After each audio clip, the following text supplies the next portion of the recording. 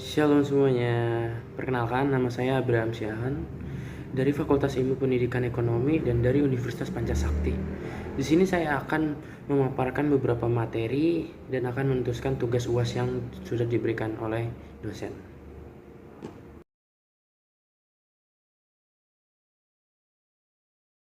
Pasar monopoli. Pasar monopoli adalah suatu bentuk pasar di mana hanya terdapat satu perusahaan saja dan perusahaan ini menghasilkan barang yang tidak mempunyai barang pengganti yang sangat dekat. Artinya, pasar monopoli terjadi di mana hanya ada satu penjual produk dan tidak ada produk lain yang menjadi pengganti dari produk yang diperdagangkan oleh si monopolis dalam kurung orang yang menjalankan monopoli.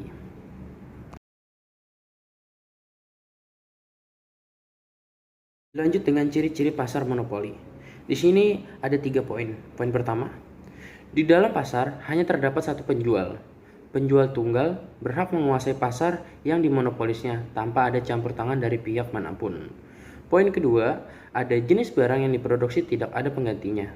Barang yang ada dalam pasar monopoli tidak ada yang sama. Misalnya, terdapat monopoli sampo, maka di sana hanya ada satu pedagang sampo dan tidak ada pedagang sampo lain. Tapi, jangan diartikan bahwa tidak ada pedagang lain sebagai pedagang sampo, misalnya sepatu, rokok, kaset, dan sebagainya lainnya.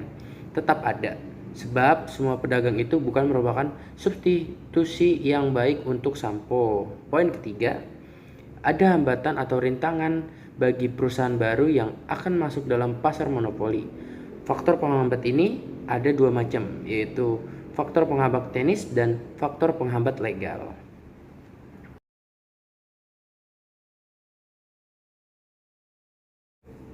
Dan dilanjut dengan faktor-faktor yang menyebabkan monopoli. Di sini juga ada 3 poin. Poin pertama, perusahaan monopoli memiliki suatu sumber daya yang unik dan tidak dimiliki oleh perusahaan lain. Salah satu sumber penting dari adanya monopoli adalah pemilikan suatu sumber daya yang unik atau terbilang istimewa yang tidak dimiliki oleh orang atau perusahaan lain. Perusahaan air minum di suatu kota adalah salah satu contoh lain dari kekuasaan monopoli yang memiliki sumber daya yang unik. Poin kedua, perusahaan monopoli pada umumnya dapat menikmati skala ekonomi hingga ke tingkat produksi yang sangat tinggi. Poin ketiga, monopoli ada dan berkembang melalui undang-undang, yaitu pemerintah memberi hak monopoli kepada perusahaan tersebut.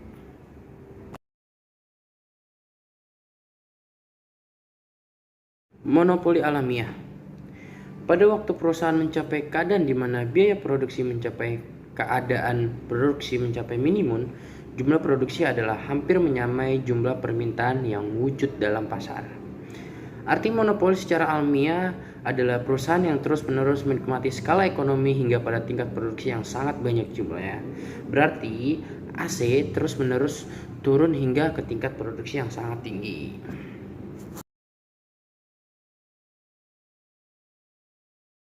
Dilanjut dengan kelebihan dan kekurangan pasar monopoli. Kelebihan. Poin pertama, dengan keuntungan yang diperolehnya, perusahaan dapat melakukan penelitian atau pengembangan produknya. Poin kedua, adanya efisiensi usaha karena produknya dilakukan dalam skala besar.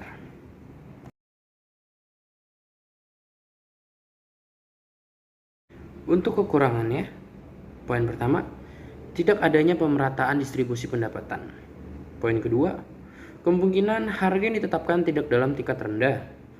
Poin terakhir, masyarakat tidak memiliki banyak pilihan dalam mengonsumsi barang dan jasa.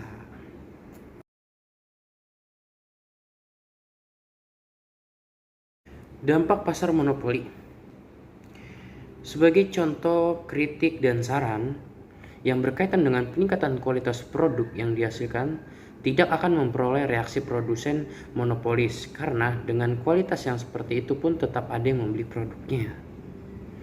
Dan sebagai produsen tunggal yang harus menentukan harga produk yang dihasilkan atau price marker, produsen monopolis dapat menentukan harga yang mahal dan akan mengeksploitasi pembeli dan pemilik faktor produksi.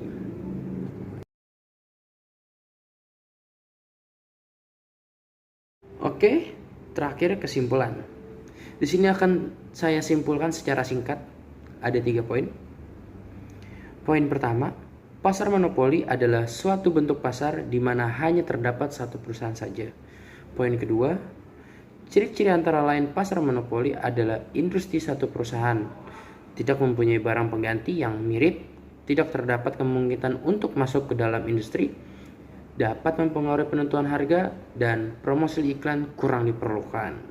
Dan poin terakhir, monopoli cenderung dapat memperburuk distribusi pendapatan dalam masyarakat.